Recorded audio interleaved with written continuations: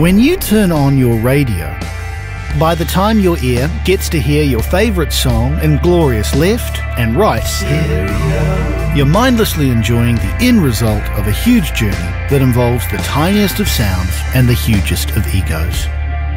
You see, musicians have to first work to capture these painstakingly honed individual sounds. Beats. Melodies. And only then can they attempt to mix them perfectly together to create the one community of stereo sound that modern humans call a song.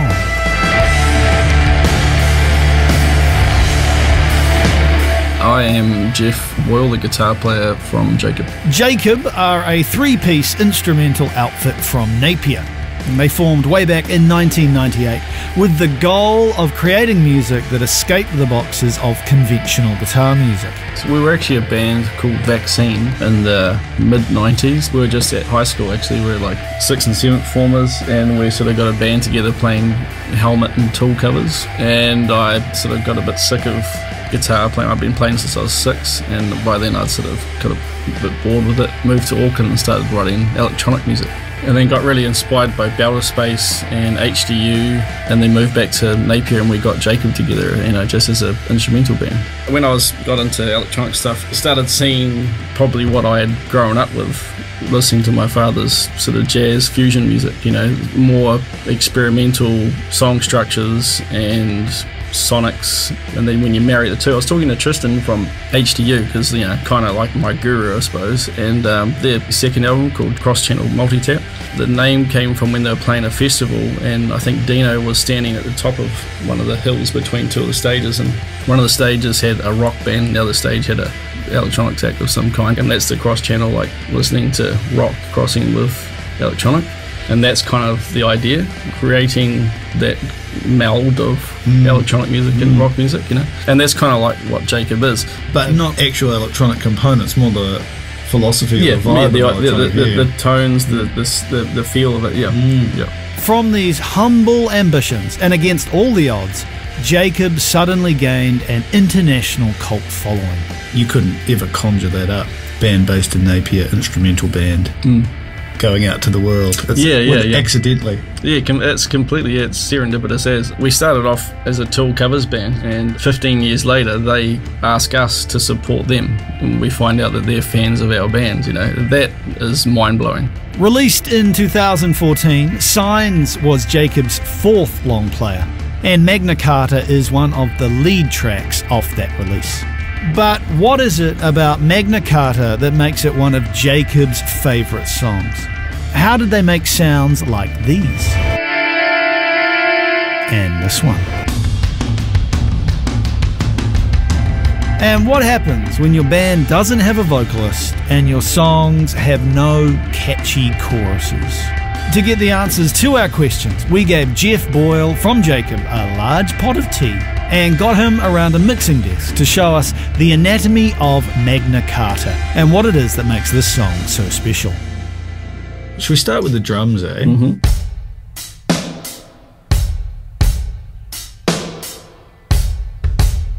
That beat's probably one of my favourites that Jason's ever done with us because it's so beautifully simple.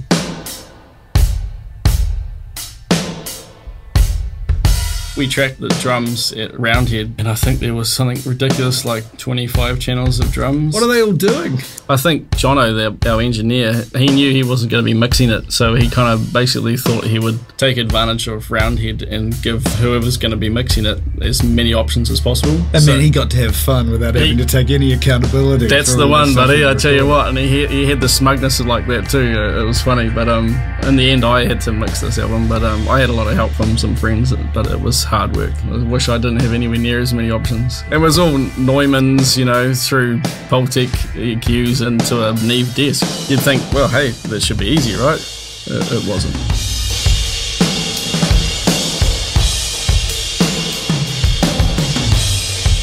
Massive reverb going on in there. Can you tell us a little bit around what that does? Well, the reason why we went for that sound is because when we first started writing this, in those initial jams, we were rehearsing in an old metalwork room at an intermediate school in Napier. And it was huge. It was a really big room, you know, like those old school 70s rooms, and it sounded amazing. We were trying to emulate the sound of that room because basically that's what it sounded like, this big, fat, huge, roomy kit. For an instrumental band, especially only three-piece, yeah, the drums are always the most important thing, but I think because Jason's such an amazing drummer, it's more than just the essential part. It's got like a little extra limb. Have a listen to the bass. Again, you've got a monster here. Mm-hmm. Is that chords or is that an effect? Like what? It's chords, yeah. A bold move. Yeah.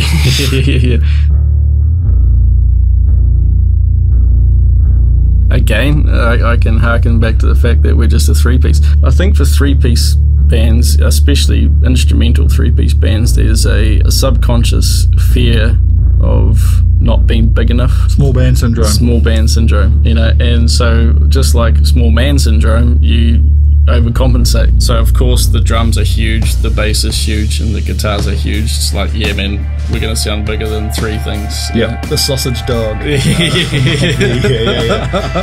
Of the music world.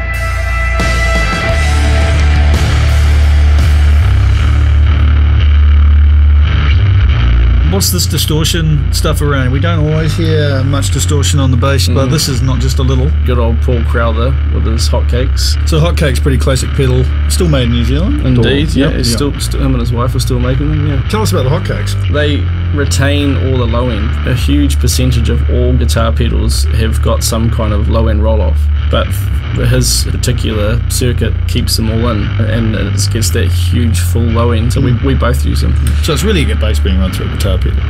Yeah, I mean, people will be saying it shouldn't sound this way. Is this what you want it to sound like? Absolutely, it's exactly what we wanted. It sounds beautiful.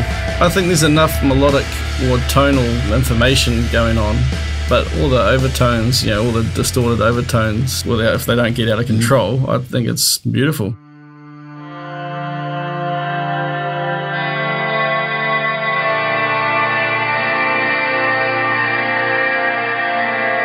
Guitars, this is you. That's volume swelling with the volume knob on the guitar. Just talk us through that. So every time I pick a note, I've got my little finger hooked around the volume knob, and basically it's a fluid movement of pick and pull the volume knob up at the same time, which is emulating the bowing of cello, basically. So that's a loop, okay? So basically what I do is I create a loop of the descending melody, and then I build on that with the one that ascends. So that becomes the foundation. Just like an electronic band would do, that starts off with one idea and then it might add another texture to that idea, and basically it builds and builds on top of it. And so you have a loop unit that you're sort of working looping with. pedal, yep. You know, as you can see by the wave file, it's just more and more trouble being created as the song goes along. We start off with something quiet and beautiful and just make it big and ugly for a while, and then try and make it beautiful again, sort of wrestle it back to being beautiful again. It's like you've just given up your secret spices. Yeah. Go home and make your own Jakob album. Like I said, back when I was sort of 19, I got sick of the sound of guitars. And if you ever listen to most of our music, there's not much that I do that sounds like any kind of traditional guitar, you know. I'm trying to use my guitar like electronic artists would use a synthesizer, you know. It's not to the anti of typical sounding guitars. I'm just trying to create something new and interesting and fresh. Can you unpack a little bit for us around how delay, what that does? I think delays create more than just what a guitar is capable of doing. So that first loop, how it starts up, is me playing that melody line, volume swelling through 3 different delays. My thing has been for the last few years is going into one delay at a certain time that goes into reverse delay and then goes into another straight delay of a longer time, all in series, so they stack up on each other. Creating a kind of a wall of sound, which a lot of bands get themselves in trouble with, right? Yeah, it's a fine line. You know, you can easily lose control of that and it can get pretty ugly. This section here, the sort of the melody section on top of it, is the same setup, but in between the reverse delay and the longer delay is a auto filter, which is like an auto wah. Basically, it reacts from the amount of input that goes into it. So because it's got 2 delays before it, it adds a whole new element to how I am voluming in each note, because I'm not only controlling the sound of what's going through those delays, it's also controlling how the auto filter is being affected. So if I want it to go all the way down, so to push the filter all the way down, I hit it hard. And if I want it to be light and sort of stay wavery at the top, I button off a little bit and sort of not go so hard. So it's not just you playing the guitar; you're actually playing off the equipment that the effects are doing in real time. Yeah, right? Yeah. It's a bloody mission. Yeah.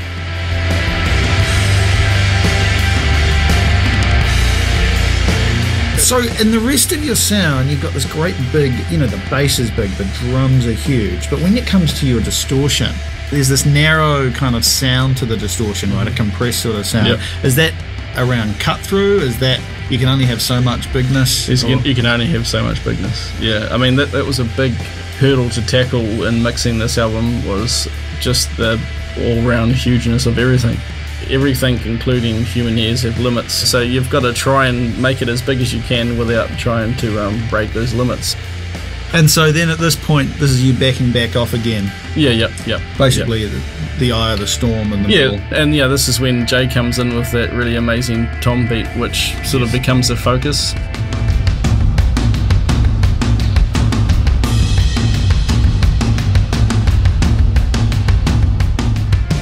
It's just really driving out the back end of that heavy section, and I love this bit actually.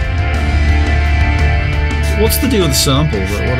That's just like an extra little thing that I added to fill out the end section, basically.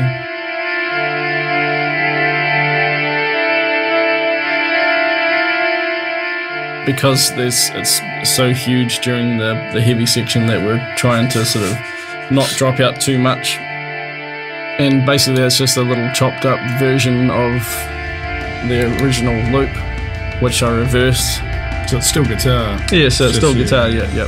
Most of the samples that we use on Jakob are just sampled guitars that we manipulate. So we try and keep it to actually drums, bass and guitars as much as we can, So, after spending all this time creating and capturing these individual bits, what does Jakob think they've achieved when all these parts work together?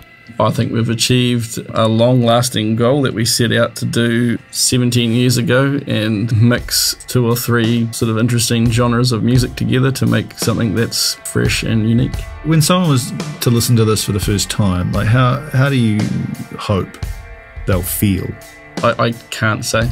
I honestly can't say. We do seem to have, to a certain demographic or whatever it is of people, we do seem to have quite a profound effect on some people. Like I've had people coming up to us at shows all around the world crying sometimes, saying that you got me through really bad depression or, a really bad phase of my life. Your music really helped me out. I've heard that quite a lot in the last few years. I don't know why that is. So like I said, just some people seem to really connect with this music for some reason quite strongly.